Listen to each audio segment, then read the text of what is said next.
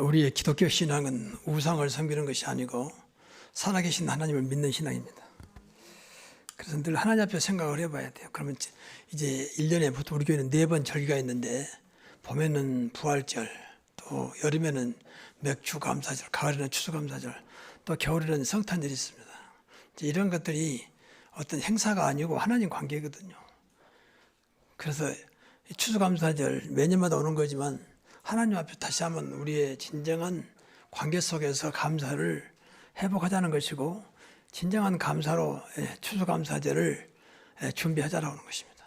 하나님은 감사의 그 중심을 보시지 뭐 많이 드리고 적게 드리고 그것이 문제가 아닙니다. 그래서 오늘 말씀을 통해서 다시 한번 우리 신앙의 실체를 한번 발견하면서, 신앙에서 제일 꽃이 감사합니다. 감사가 없다면 그 신앙은 아직도 이제 무엇인가 미흡된 거죠. 근데 감사는 하나님 앞에 하는 거거든요. 근데 하나님 앞에 감사는 은혜 받지 못하면, 또 영적으로 눈이 알리면 절대 안 돼요. 전부 다 육신의 감사고 일반적인 감사잖아. 상대적인 감사. 뭐 갑자기 잘 되니까, 또 누가 날 도와주니까, 뭐 하다가 또 좋은 일 만나니까 전부 다 육신적인 거, 무엇인가 되어지는 거 보면서 이제 감사를 하는, 뭐 그것도 감사겠죠. 근데 하나님 원하는 감사는 아니에요. 오늘 본문 말씀처럼 항상 기뻐한다는, 항상 또 범사에 감사한다는 것은, 이것은 하나님 관계 안 되면 절대 불가능해요. 다시 말해 영적으로 하나님 은혜 속에서 하나님 관계가 안 되면 어떻게 우리가 항상 기뻐하겠습니까? 어떻게 범사에 감사됩니까? 모든 일 속에는 잘못할 때도 있고 또 문제가 올 때도 있는 것인데, 근데 성경은 분명히 범사에 감사라 했거든요. 그러니까 기독교는 영적인 눈이 열려야 돼요. 그러지 않으면 늘 반쪽 신앙생활을 합니다. 육신적으로. 육신적으로는 절대 지속이 안 돼요. 지속. 육신적 모든 글자 세상에 어떤 게 영원한 거 없잖아요. 근데 그거 붙잡고 신앙생활 하니까 어떤 잘 나가다가 어떤 때는 굉장히 다운돼 버리는. 그래서 그때도 옆에 약간만 더 건드려보면 시험당해 버리는. 그러니까 아직도 육신의 수준에서 못 벗어나 버리면 신앙생활을 제대로 하기가 어렵습니다. 물론 모든 일이 잘 되고 뭐 그러면 좋지만 그렇게 될 수는 없잖아요. 아무리 권세가 커도 그 권세가 얼마나 가겠습니까? 그래서 이런 말 있잖아요. 권불 10년. 10년이면 끝난다는 말 아닙니까? 10년을 못 넘긴다는 말 아닙니까? 근데 그거 매달리고 산다는 말은 좀 불쌍한 거죠. 물론 불신자는 그럴 수밖에 없죠. 우리는 하나님 믿는, 우리는 영원하신 하나님 있기 때문에 영원한 것을 붙잡아야 돼요. 그게 영적인 겁니다. 기독교 신앙의 제일 중요한 것이 영안이 열려야 돼요. 영안. 뭐 이상한 거 보란 말이 아니에요. 근데 영안 열리는 건 간단해요. 보고 말면요 정확하게 영안 열립니다. 보고 알면 알수록. 뭐 보는 것이 아닙니다. 그냥 그렇게 느껴져요. 제가 그랬으니까. 저는 모태신앙이었지만 보고 말기 전에는 잘못된 영적인 생각을 하고 있었어요. 그러니까 막 은사 받으려고 노력했고, 무엇인가 능력 받으려고 노력했고, 이유도 없으면서 그냥 나를 나타내고 싶어서, 무엇인가 내가 이렇게 하고 있다는 걸 보이고 싶어서, 이런 식의 신앙생활을 했습니다. 복음을 알면 정확하게 영적인 세계가 보이기 시작했어요. 근데 그게 성경 이야기예요. 성경 이야기. 이것을 여러분들이 못 보면 늘 성경 말씀에 갈등이 와요. 갈등. 지난번에도 말씀했으면서 소망에 있네. 소망이 있으면 참아집니다. 근데 세상에서 소망은요 끝까지 갈 수 없습니다. 그리스도 안에 있는 소망입니다. 또 그리스도의 사랑입니다. 사랑의 수고. 정말 그리스도의 사랑을 체험하면 수고할 수밖에 없잖아요. 여러분 사랑하는 자녀들을 위해서 얼마나 수고합니까? 그건 아무것도 아니에요. 오직 자녀에 대한 사랑입니다. 육신의 사랑도 그러할진데 하나님 사랑은 말할 것도 없죠. 이런 것들이 자꾸 이렇게 안 되면 우리가 무엇인가 하고 있는데 잘못되고 있다는, 하나님과 안 만나는 거예요. 그러면 되겠습니까? 우리가 이 귀한 시간 하나님께 드리고 또 헌신하고 나왔는데 말이죠. 그래서 좀 죄송한 말이면 모든 거의 성도들이 다 신앙생활을 헛수고 같은 그런 신앙생활을 해요. 그러니까 평생 교회 다녔는데 자식한테 남길 것이 없는 겁니다. 그렇다고 뭐 계속 부자 되고 뭐 그러면 돈이라도 남겨주는데 그것도 아니죠. 뭐 진짜는 뭐 형통하고 잘 되고 그러면 그런 것도 아니죠.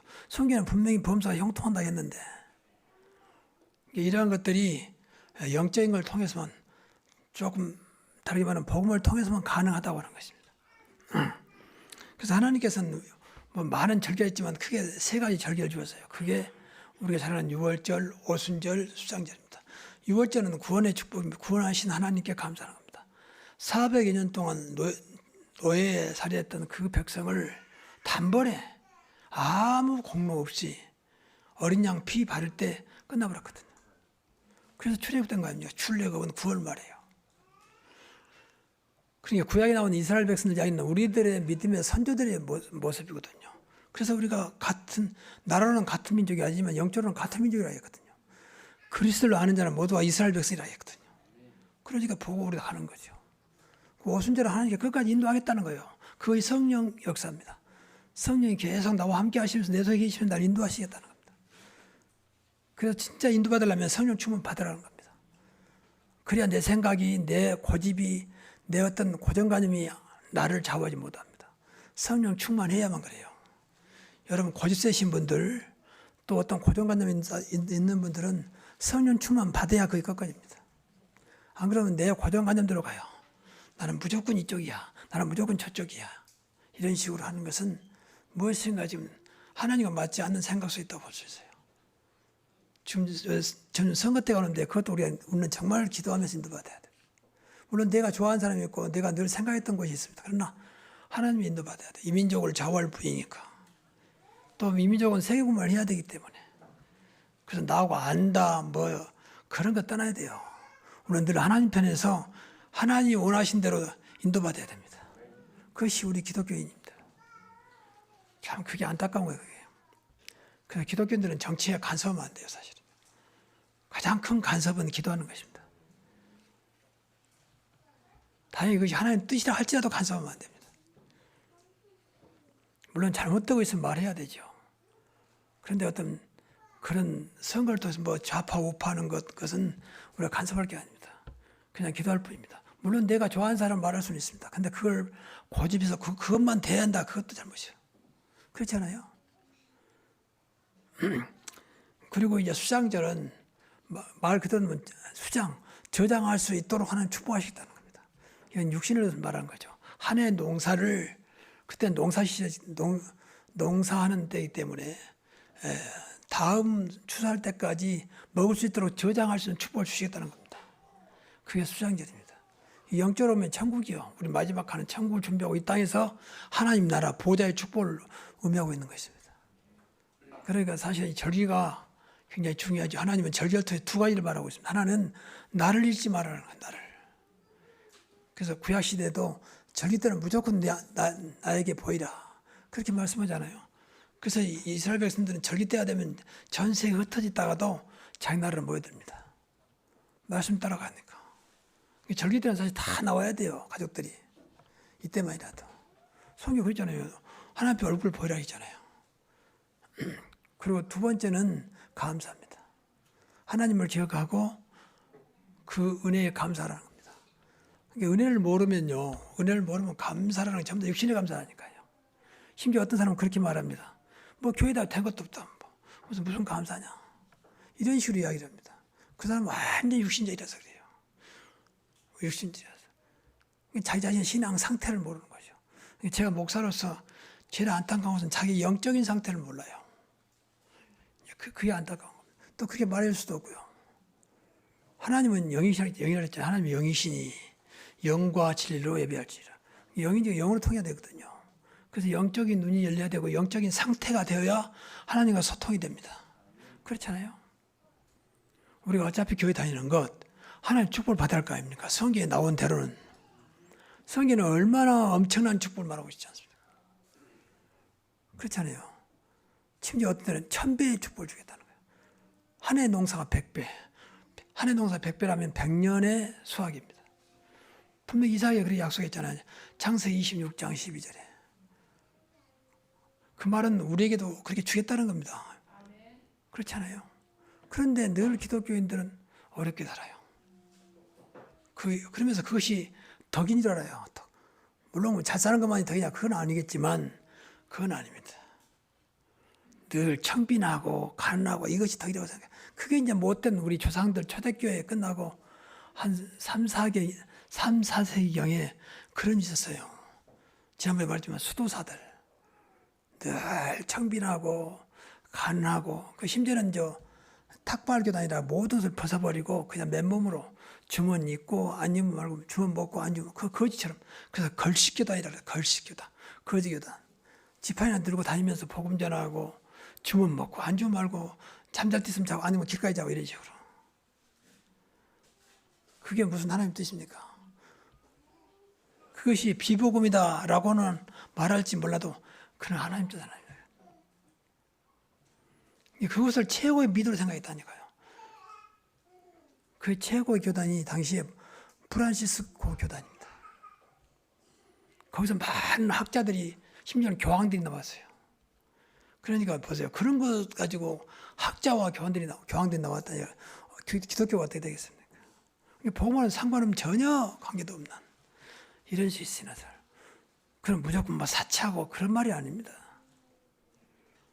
근데 불신자가 볼 때는 일단 여러분이 누가 봐도 좀 무엇인가 좀 사는 것이 보여야 돼요. 그래야 되지 않겠습니까? 기본적으로. 근데 하나님이 역사하면 충분히 가능합니다. 복음 가지면 충분히 가능합니다. 그리고 우리는 분명히 이유가 있잖아요. 237 복음화, 5천 종족 살려야 되잖아요. 우리 교회 3,100 선교를 해야 되잖아요. 또 교회 헌당도 해야 되잖아요. 이런 것들이 무조건 돈 벌어서 뭐 하자는 말이 아니에요. 하나님은 충분히 그럴 수 있는 분이고 그럴 약속도 그렇게 약속하셨잖아요. 근데 어차피 우리는 하나님 약속 아무 상관없는 엉뚱한 거 붙잡고 살아가야 되냐 그 말이에요.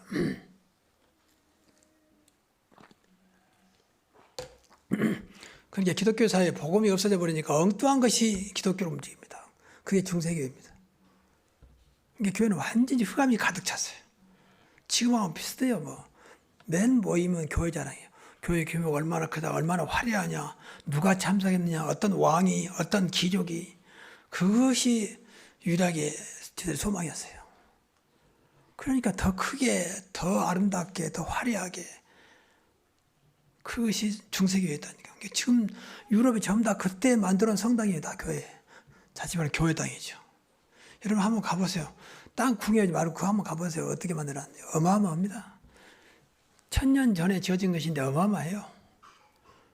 어떻게 그 높은 데를 뭡니까 사다리차도 없고 네카차도 없는데 다 해놨는지 말. 그것도 아주 섬세하게. 그러니까 지금까지 있잖아요. 우리나라는 보통 4, 50년 되면 건물이 흔들거리는데 1000년이 지났는데 지금 그대로 살아다녔어요. 색깔 그대로 살아있다니까. 그만하면 됐죠. 근데 딱 복음 없어. 이게 문제입니다. 그러니까 유시히 보면요. 꼭 닫으면 뱀이 그래서 뱀이. 절간 같은 데는 영이 그려져 있는데 그 성당은요. 이상하게 뱀이 그려져 있습니다. 그거 이상하죠. 그만큼 잡혀버렸습니다. 그래서 1517년 제가 말씀드렸지만 루터가 이제 계획을 주장한 겁니다. 이래서는 안 된다. 말씀으로 돌아가자. 복음으로 돌아가자. 지금도 마찬가지입니다. 우리 신앙은요. 잘할 거 없어요. 여러분 진짜 복음으로 돌아가야 됩니다. 그리고 말씀으로 돌아가야 돼요. 말씀의 중심은 복음입니다. 그렇죠. 속으면 안 돼요. 정말입니다. 복음 안 되면 말씀대로 산다는 게 힘들어요. 그게 율법입니다. 율법 생활하면 굉장히 힘듭니다. 억지로도 해야 되니까. 그렇게 많은 사람에게 상처들이 돼 있어요. 나도 힘들고요. 제가 그랬으니까요. 율법도 말씀이잖아요. 이게 복음 없는 말씀이 율법이라니까요. 꼭 기억해야 돼요. 그래서 많은 감사가 있지만 3가지 감사를 확인하면서 이건 제 신앙 고백입니다. 감사를 확인하면서 추수감사제를 정말로 감사한 마음으로 준비하자는 겁니다. 첫째는 구원의 축복입니다. 나에게 영원한 신분을 주신. 과거에는 제가 무조건 교회만 열심히 다니면 거의 구원이고 거의 축복의 길이라고 생각했어요. 내가 누군지도 몰랐어요. 그냥 우리 어머니가 집사님이고 교회 열심히 다니고 그러면 그것이 구원이고 그것이 모든 것이라고 했다니까. 구원이 뭔지도 모르고 그래서 참 놀라운 것은 한 번도 그 교회 목사님이 구원이다, 복음은 이런 것이다 말한 적이 제 기억에는 없거든요. 참 그런 교회가 지금도 많을지 모르겠어요. 제가 그 지역에 물론 지방이지만 그 지역에 연합 청년회장까지 했습니다. 겁도 없이. 그러고 돌아가면서 이제 연합이니까 여기 같으면 고양시 연합 청년회장이다. 교회가 돌아가면서 이제 설교를 내가 설교를 내가 했다니 그 뭐 아무것도 모르고 말했어. 진짜 뭐 무식하면 용감하다고 해야지 용감. 아무것도 모르고 그런 짓을 했습니다. 또 자꾸 시키니까. 근데 내가 사실은 인간적으로 착했거든요. 열심히 순종하고. 그러니까 뭐 그랬던 것 같아요. 다 속이는 거죠. 나도 속고 다른 사람 속고. 이런 신앙생활은 아니라는 거죠. 분명히. 뭐 착하고 성실한 건 좋은 거지만 신앙생활은 아닙니다. 불신자 중에서도 착하고 성실한 분이 얼마나 많습니까? 우리는 그건 당연한 기본이죠. 그렇잖아요. 그래서 좀 아니할 말로 잘할 거 없어요. 여러분들 복음소에 들어가시기 바랍니다. 정말입니다. 그러지 않으면 오히려 지금 제가 볼 때 저는 지금은 별로 아니다만 그때만 해도 뭐 철저하고 지금도 뭐 그런 성격 있죠. 성실하고 열심히 하고 뭐 노력하고 이게 다랐거든요. 열심히 특심이었고. 근데 복음을 보니까 이런 것도 걸려요. 나도 이게 기준이다. 복음이 기준이 아니고 이것이. 그래서 가끔 학생들한테 가르치면서 좀 그런 부분에 조심해요. 그 성격 자체가 철저하다 보니까 학생들한테 부담 주잖아요. 철저하게. 내 부탁을 주셔도 철저하게 좀 해라. 푸점 하나 같은 것도 따지거든요. 그러니까 학생들 얼마나 힘들겠습니까?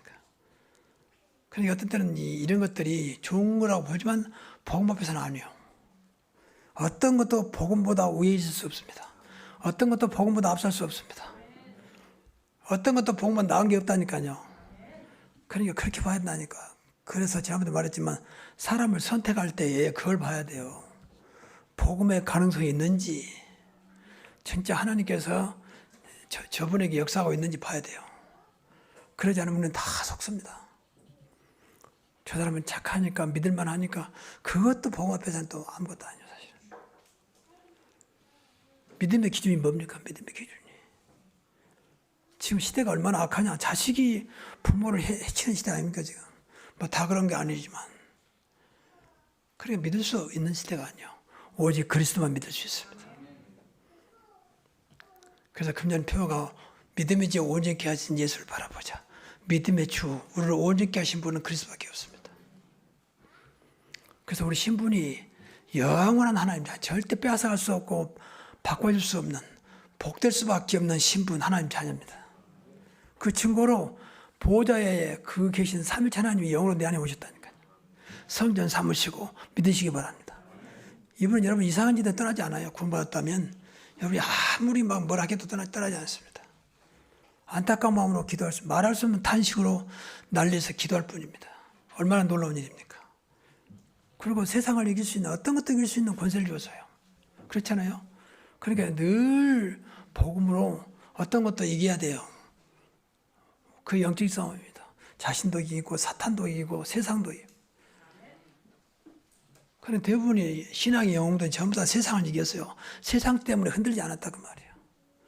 지난번에도 여러분 잠깐 내가 찬송했습니다만 진짜 주 안에 평강 누림으로 내 안에 풍랑이 잔잔해지고 세상과 나는 간대가 없고 오직 구속한 점 보였다. 그런 찬송 있잖아요. 그 사람이 평생 소경으로 사는 사람이에요. 크로스비라고. 그 어릴 때 눈을 다쳐가지고 처음에는 눈을 뜨게 달라고 그렇게 기도다가 어느 날 생각이 바꿔졌어요. 눈 안 떠줬습니다. 이제 필요 없습니다. 주만 보면 됩니다. 그래서 영으로 늘 주님과 동행했던 것입니다. 주님이 안 보이잖아요. 영으로 주님과 통한 거죠. 그것이 눈 뜨고 세상 보는 것보다 더 컸다고 말이에요. 그러니까 그 찬송을 많이 지었어요. 나의 갈 길 다 가도록 예수 인도하시네. 그것도 크로스가 지었어요. 다 뭐 소경되나 그런 말 아니지만 그런 쪽으로 그만큼 영적으로 하나님과 통해한다는 겁니다. 구원받은 자는 그렇게 통할 수 있다니까요. 그게 구원받은 자의 특권입니다. 그래서 우리는 구원받았다면 무조건 하나님과 통해야 되고 하나님 것을 해야 돼요. 하나님 자녀니까. 그렇잖아요. 그게 하나님의 특혜를 누려야 됩니다. 부모가 부자면 부자의 특혜를 누리지 않은 자식은 당연히 자식이니까 우리가 하나님 자녀면 하나님의 특혜를 누려야 됩니다. 그래서 걱정하지 마시고 무조건 다음 주에 말씀드리겠습니다만 무조건 기도해야 돼요. 기도해서 어떤 면에서는 좀 육신적인 거로 무조건 탈락해야 돼요. 그건 내 욕심이 아니고 진짜 주의 영광을 위해서 세계 복음을 위해서 기도해야 됩니다. 하나님 보시기에 필요하다면 얼마나 채운다 그랬잖아요. 그러니까 여러분이 주시겠다는데 왜 안 받습니까? 받아야죠. 우리가 그걸 호의호식하고 사채자 말이 아니잖아요. 우리가 할 일이 얼마나 많습니까? 여러분이 가끔 말씀드린다면 지금은 제가 이제 쓰러진 뒤로부터 목사님들 만나지를 못해요. 가끔 전화하면 통화하는데 과거에 목사님들 만나면 또 해외 선교사들 만나면 너무 어려운 분들이 많아요. 그럼 늘 마음이 아프죠. 해외 선교사들이 그 자식을 보내려면 매달 보내는 거 선교학교 어린이집 생활할 때 받았는데 어떻게 자식을 보내겠습니까? 특히 일본 같은 데는 엄청 비쌉니다. 그러면 자식을 이제 못 보내니까 어쩔 수 없이 뭐 부모가 나가서 일한다든지 해서 겨우겨우 그것도 보내고 그런 선교사들이 많습니다. 해외이기 때문에 돈 빌릴 데도 없잖아요. 예를 들면 그런 것들. 하나님 일한다면서 너무 어렵게 사는 거예요. 근데 그건 아닌데, 근데 우스갯소리로 야 우리 하나님이 정말 여러분이 이렇게 어렵게 사는 것이 하나님 뜻이겠냐? 하나님께 정말 매달리자. 우리가 잘 살자는 것이 아니지 않느냐? 물론 이것도 은혜지만 어차피 은혜 받을 거 좀 크게 받자 말이야. 그런 말도 했습니다만은 사실 그렇습니다. 그런 선교사들이 많습니다. 옛날에 중앙아시아 할 때는요, 100% 이제 우리가 가면 뭐 다 돈 추구해 나올 땐 돈 다 털어서 없으니까 매달 선교비 보내도 어려워요. 그래도 그러니까 있는 거 다 털어갖고 주고 나오거든요. 또 뭐 심지어 어떤 때는 갔다 와서 다시 보내주기도 하고요. 그래도 선교하겠다고 이렇게 있는 거 보면 참 대단하지 않습니까? 시베리아, 지금은 이제 우리 시베리아 쪽에 지금 보내서 전에는 시베리아도 했거든요. 옴스크라다 뭐 노보시비스크 그런 데까지 가서 그건 시베리아입니다. 겨울에는 40도까지 내려갑니다. 그런데 이 사람들은 그 속에서 선교하겠다고 했거든요. 우리 영하 10도 하는데도 얼마나 춥습니까? 그냥 넉넉하지도 못해요. 그 선교비도. 그런데 선교하겠다고 그 있는 거 보면서 야 우리가 너무 무엇인가 하나님 은혜를 놓치고 있지 않느냐. 근데 이 사람들 절대 춥다 어렵다 그런 말 안 해요. 그럼 우리가 뭐 갈 때도 넉넉하게 못 가니까 주고 오지 못하고 겨우 뭐 좀 남는 거 털어주고 오지만 조금도 불평 없이 지금도 아마 선교하고 있을 겁니다. 그분들은. 그러니까 우리가 신앙생활하면서 이런 것들 영적으로 하나님 관계가 안 되면 어려워요. 모두 어렵습니다. 그래서 그분들 어떤 면에서는 이제 그 어려움도 이렇게 세상을 이겨낸다고 볼 수 있어요. 물론 어떤 때 정말로 누리면서 이겨낸 것인지 억지로 이겨낸 건지 모르겠습니다만 어떻든 그렇습니다. 그래서 해외 선교현장을 갔다 와야 조금 하나님 은혜를 깨닫게 돼요. 어떤 면에서는. 전부 다 어려우니 거의 어렵습니다. 90%가 어렵습니다. 그런데 선교하겠다고 가 있거든요. 그리고 두 번째로는 이제 복음을 알게 하신, 저는 이거 앞에는 정말 할 말이 많아요. 제가 복음 알면서 얼마나 처음에는 내가 감격했는지 몰라요. 그 거의 뭐 몇 달 동안 울고 살았어요. 집회 참석할 때마다 너무 감격하고 또 한편은 후회스럽고 못해 신앙인데 왜 이걸 내가 몰랐을까 말이에요. 왜 네 복음을 몰라줘? 그렇게 율법 속에서 신비주의 한다고 그 은사 속에서 생활했을까 말이에요. 그 너무 죄송하고 감사해서 진짜 거의 울었다니까요. 몇 달 동안을. 진짜 복음을 알게 하신 게 얼마나 귀하고 큰 것인지 모릅니다. 여러분 여기에 감사가 있어야 돼요. 우리 교회는 가장 복음적인 교회를 지향하고 있기 때문에 복음만큼 확실해야 돼요. 야, 복음한 거 이렇게 귀한 거구나. 늘 말하자면 복음은 다 끝나는 것입니다. 복음하는 모든 걸 살릴 수 있잖아요. 그래서 세계 복음하고 그래서 237 복음합니다. 복음 안 되면요 길이 없어요. 남편이 좀 잘해주니까 아내가 잘하니까 자식이 잘 되니까 그게 잠깐입니다. 정말입니다. 끝까지 복음으로 가야 됩니다. 그것만이 우리가 사는 길입니다. 복음 안에 우리 인생의 과거, 현재, 미래 문제가 해답이 다 들어 있습니다. 그걸 늘 찾아내야 돼요. 그래서 결론은 오직 복음이다. 아, 복음밖에 없구나. 절대 복음 아니면 안 되겠구나. 정말입니다. 점점 세상은 이제 어려워집니다. 정말입니다. 육신적으로 어려운 게 아니라 영적으로 어려워져요. 그러면 그 어려움은 뭐 참다고 되는 게 아니에요. 오직 복음만이 가능하다는 겁니다. 그래서 로마서 1장 10절 보니까 오직 의인은 믿음으로 말미암아 살리라. 그 말은 오직 그리스도를 믿는 믿음으로 산다는 것입니다. 오직 복음으로.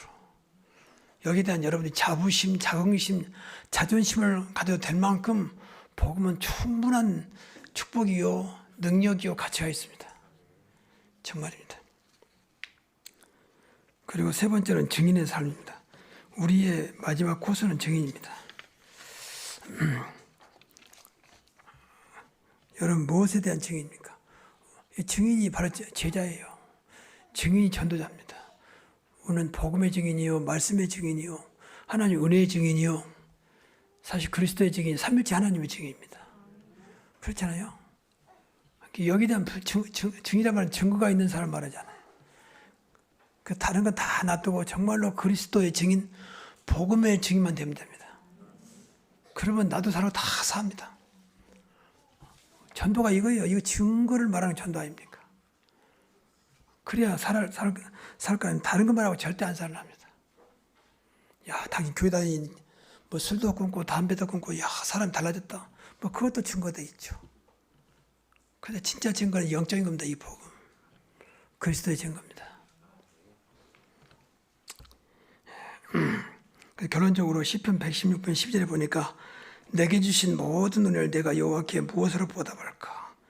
내게 주신 모든 은혜입니다. 은혜를 알아야 돼요. 은혜를 모르면 감사가 어려울 겁니다. 참 육신의 감사 정도밖에 안 될 겁니다. 이번에 딸을 주셔서 아들을 주셔서 감사합니다. 이 정도밖에 안 될 겁니다. 귀한 분을 나에게 배필로 주셔서 감사합니다. 뭐 그 정도가 되겠죠. 그런데 이 은혜를 알면요, 그때부터 이 감사가 달라집니다. 하나님 이때부터 사실은 감사를 받아요. 육신의 것은 세상 사람도 하잖아요. 갑자기 이번에 우리 아들이 어디 아주 어려운데 합격했다. 그것도 수석으로. 얼마나 감사한 일입니까? 그럼 뭐 사람들이 말하겠죠. 근데 그것도 감사한 일이죠. 근데 그것은 하나님과는 별로 관계없습니다. 좋은 일이지만. 그래서 은혜를 받아야 돼요. 그래서 은혜는 지난번에 말했죠. 참된 은혜. 절대 감동하고 혼동되면 안 됩니다.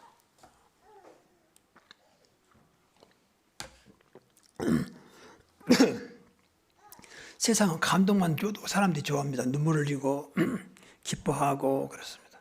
근데 하나님의 은혜는 그런 수준이 아닙니다. 감동을 뛰어넘는 수준입니다.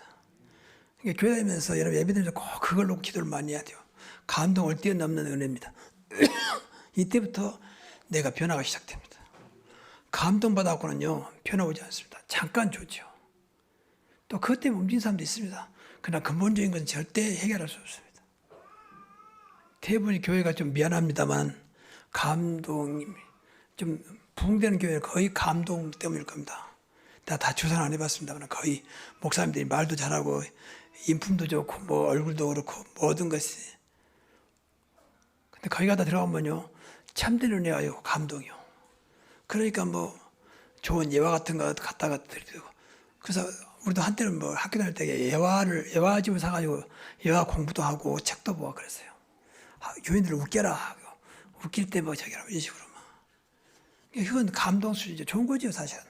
근데 은혜가 없으면요, 그때는 좋은데 나한테 남는 게 없습니다.